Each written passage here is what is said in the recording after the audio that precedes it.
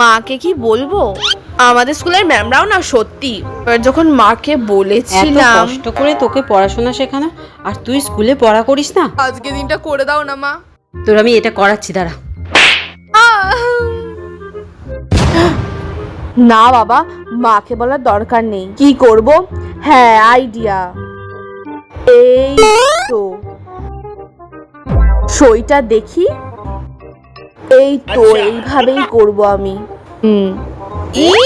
হচ্ছে না। উফ, এগুলো কি? ইয়েস, আমার আর মাকে দরকার পড়বে না।